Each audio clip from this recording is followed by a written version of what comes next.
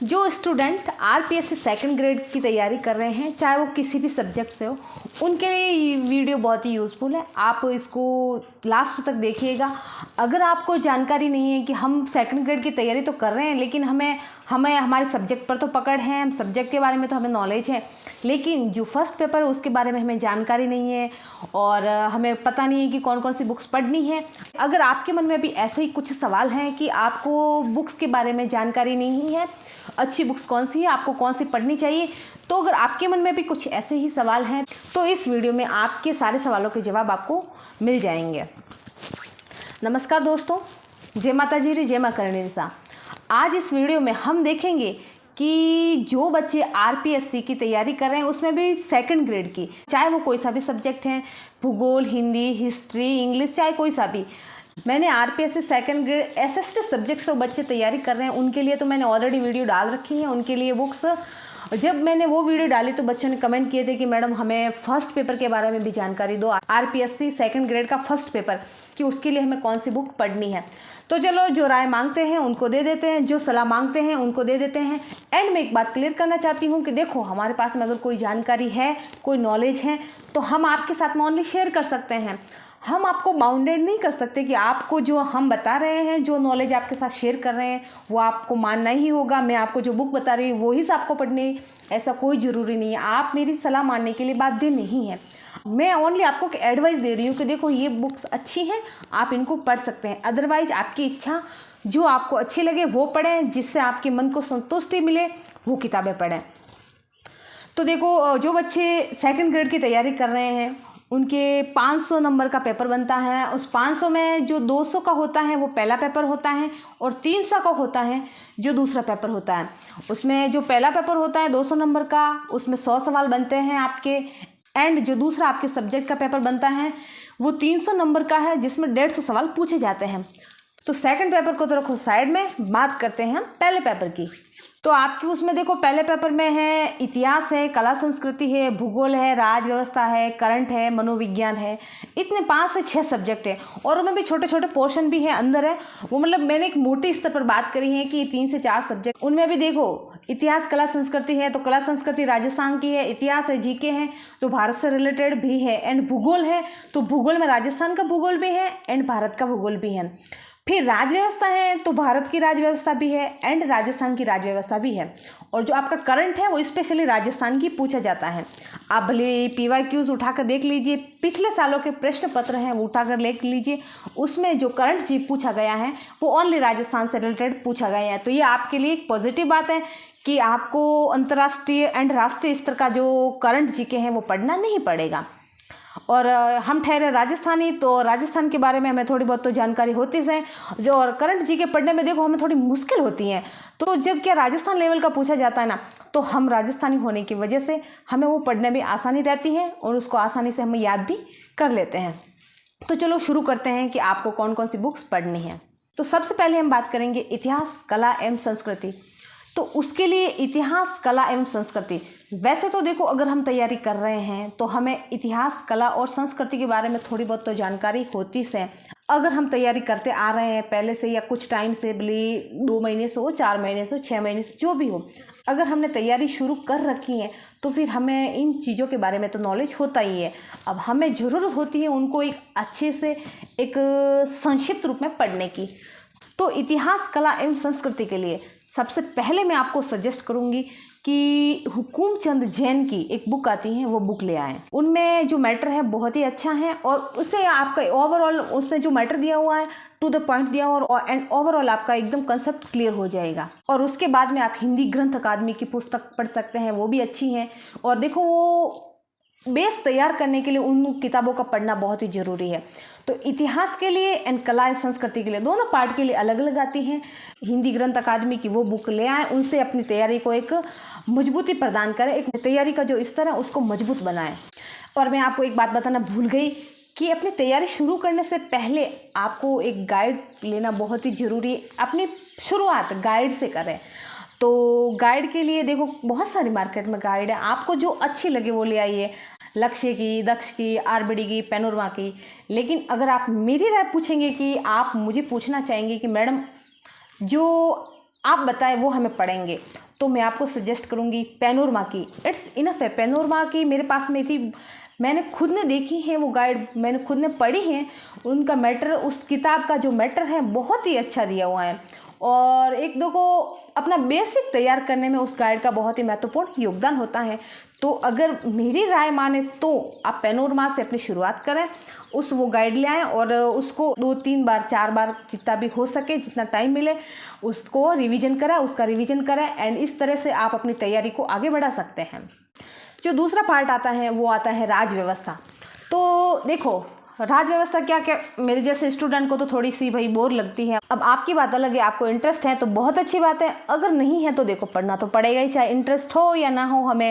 अगर हमें सफल होना है, आगे बढ़ना है और एग्ज़ाम को क्रैक करना है तो इंटरेस्ट बनाना पड़ेगा, इंटरेस्ट क्रिएट करना पड़ेगा। तो देखो उसमें राज व्यवस्था में भी आपके 2 पार्ट है, राजस्थान की राज व्यवस्था है एंड भारत की राज व्यवस्था है। तो मैं आपको बताऊंगी कि राज व्यवस्था के लिए सबसे मेरे नज़र में जो अच्छी बुक है जिससे मैंने राज व्यवस्था तैयार की थी तो वो है शिखवाल की बुक। बहुत ही अच्छी है मेरी नज़र में, तो मैं तो बोलूँ ना कि सबसे अच्छी बुक है राज व्यवस्था के बारे में तो वो ही है। अब कुछ टीचर, कुछ बच्चे आपको ये भी बोलेंगे कि लक्ष्मीकांत की, अरे भाई मैंने लाई थी लक्ष्मीकांत, मैंने पढ़ी थी, क्या बताऊँ आपको, एक मोटा ग्रंथ है जो समझ में आएगा ही नहीं। अब आपको समझ में आ गया तो बात अलग है, पढ़िएगा, लेकिन मुझे तो एक ऐसा मोटा ग्रंथ लगता है, और पता नहीं मुझे ऐसा लगता है कि इसमें जो लैंग्वेज है वो उर्दू लिखी हुई है, और जो मेरी तो ऊपर से ही जा रही थी। फिर मैंने कहा अब देखो दिखावा करना है नहीं, किसी की होड़ा गोड़ी करनी है नहीं, किसी के बातों में आना है नहीं, किसी की भ्रम में आना है नहीं, तो मैंने उस किताब को तो बंद करके रख दिया। अब 400-500 रुपये लगे वो तो अलग, और उसके बाद में मैंने फ्री में किसी को देना पड़ा, तो वे तो मेरे तो हो गया नुकसान। और उसके बाद में वापस मैं मेरे बेस पर ही आ गई, मैंने शिखवाल से ही तैयारी करी थी। आप ये सोच रहे होंगे कि मैं आपको ये बात क्यों बता रही हूँ, तो इस बात को बताने के पीछे मेरा एक उद्देश्य है कि देखो हमें किसी को दिखाने के लिए नहीं पढ़ना है कि देखो भाई लक्ष्मीकांत की इतनी मोटी बुक पढ़ रहे हैं। अरे यार जो आरएस की, जो आईएएस की तैयारी करते हैं ना वो लक्ष्मीकांत की बुक पढ़ते हैं। हमें कौन से आईएएस बनना है, कौन सा आरएस बनना है, हमें तो 2nd ग्रेड का एग्ज़ाम पास करना है, तो उसके लिए तो शिखवाल काफ़ी है। और उसके अलावा भी मैं ये नहीं कह रही कि आप शिखवाल ही खरीदिए, आपको कोई अच्छी लगे तो वो भी खरीदिए, लेकिन मेरी नज़र में शिखवाल बहुत ही शानदार बुक है, सबसे बेस्ट बुक है। और उसके बाद में एक देखो उसमें आपके भारत का भूगोल भी है और विश्व का भूगोल भी है, थोड़ा बहुत पोर्शन, तो उसके लिए आप महेश कुमार वर्णवाल की बुक आती है, बहुत ही मस्त है। और उनकी जो लैंग्वेज है, मतलब देखो भूगोल में क्या ना ऐसे वर्ड होते हैं जो हमें समझ में नहीं आते हैं, तो उन वर्ड को एक आसान तरीके से समझाया गया है, आसान तरीके से उनमें बताया गया है कि जो उन भूगोल से रिलेटेड जो शब्द होते हैं उनको हम समझ सके अच्छे से एंड आसान तरीके से समझ सके, तो इस तरीके का ही बताया गया है। और बहुत ही अच्छी जानकारी दी हुई है, भूगोल आपका 100% उससे तैयार हो जाएगा। तो ये हो गई अपनी राज व्यवस्था की बात। राज व्यवस्था के भूगोल के लिए मैंने आपको शिखवाल की बता दी एंड महेश कुमार वर्णवाल की, इट्स इनफ है।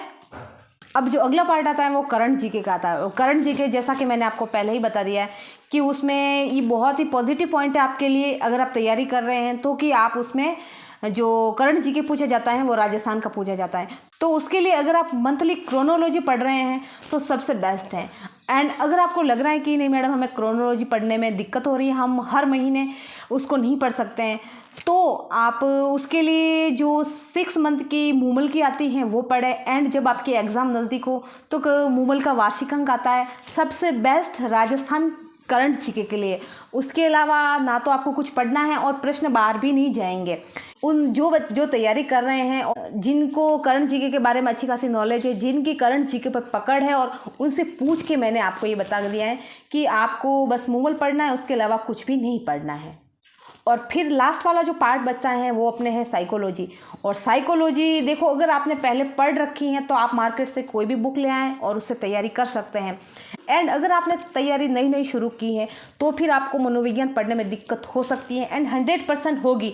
अगर आप मल्टी माइंडेड हैं, ओवर इंटेलिजेंट है तो बात अलग है कि नहीं होगी, लेकिन अगर एवरेज स्टूडेंट है जस्ट लाइक मी तो फिर आपको 100% दिक्कतों का सामना करना पड़ सकता है।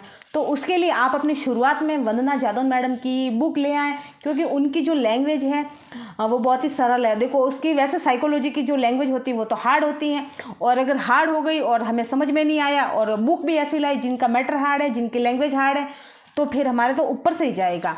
तो इन सारी परेशानी से बचने के लिए जो वंदना मैडम की बुक आती है प्रभात की, वो ले आए, उससे तैयारी करें। फिर आपको लगे कि कुछ समझ में आ रहा है, लैंग्वेज समझ में आ रही है, कुछ पल्ले पढ़ रहा है, उसके बाद में वैसे तो आप मार्केट से कोई भी बुक ला सकते हैं, लेकिन अगर आप मेरी राय माने एंड मैं आपको बताऊं तो आप अवनी पब्लिकेशन की धीर सिंह दाबई सर की बुक ले आए, वो इनफ है आपकी तैयारी के लिए। और उनका मैटर अच्छा है, लैंग्वेज थोड़ी हार्ड है, समझने में थोड़ा सा परेशानी हो सकती है, लेकिन ज़्यादा नहीं। अगर आपकी थोड़ी बहुत तैयारी है या फिर आपने प्रभात पब्लिकेशन की बुक से, वंदना जादव मैडम की बुक से तैयारी करी है, तो आपको धीर सिंह दाबई सर की बुक इजीली समझ में आ जाएगी। और ये 2 किताबें ही पढ़नी, इससे ज़्यादा आपको किताबें पढ़नी ही नहीं है। एंड वो तो हो गया आपने बुक्स का मैटर, और ये बुक्स वाली सारी बातें हो गई। और उसके बाद में मैं आपसे ये कहना चाहूँगी कि देखो, यूट्यूब पर टीचर, दोस्त, जो बच्चे तैयारी कर रहे हैं, जो रिलेटिव्स और जो ऑलरेडी नौकरी लग चुके हैं, वो आपको कितनी ही तरीके बुक बताएंगे, कितनी ही तरीके की बुक सजेस्ट करेंगे। अब आप यूट्यूब पे देख लो, आपने मेरी वीडियो देखी है, अब इसके अलावा आप 20, 30, 40 वीडियो भी देख लोगे ना, तो सभी में जो बताने वाले हैं, जो स्पीकर है, वो आपको अलग अलग तरीके की बुक सजेस्ट करेंगे। तो आपको जो अच्छी बुक लगे वो आपको ख़रीदनी है, आपके मन को जो अच्छी लगे, आपको पढ़ने में जो अच्छी लगे, जिसका मैटर अच्छा हो, जिसकी लैंग्वेज शैली अच्छी हो, समझने में सरल हो, वो आप बुक ले आएँ। और बहुत सारी किताबों के चक्कर में ना पड़े। बहुत सारी किताबें क्यों होती है पता है? सिलेक्शन के लिए नहीं होती है, वो होती है मन की शांति के लिए, कि हाँ यार मेरे पास में इतनी बुक्स हैं, अब इतनी बुक्स तो अगर मैं पढ़ लूँगा ना, तो चाहे पेपर बनाने वाला कहीं से भी बनाए, पेपर बाहर जाएगा ही नहीं। फिर बहुत सारी किताबें लाके हम इकट्ठा करके रख देते हैं, अलमारी में सजा देते हैं, फिर ना तो हम उनको पढ़ सकते हैं और ना उनका रिवीजन कर सकते हैं। तो बहुत सारी किताबें पढ़ने से बचना है। मैं बोलूँगी, मैं आपको अगर मेरी राय मानो तो सबसे पहले एक गाइड से शुरुआत करिए, जो ऑल ओवर आपका सिलेबस का, जो सब्जेक्ट का मैटर है, उस आपकी गाइड से हो जाएगा। उसके बाद में आप एक सब्जेक्ट की जो भी आपको बुक जो मैंने बताई है वो, या फिर जो आपको अदर कोई भी बुक अच्छी लगे, एक सब्जेक्ट की एक बुक ले आइए, उनसे पढ़िए। और उसके बाद में देखो, कभी कभार ऐसा होता है ना कि जो मैटर है वो हमें एक बुक से, या फिर कुछ ऐसे टॉपिक्स हैं जो एक ही बुक से हमें समझ में नहीं आ रहे।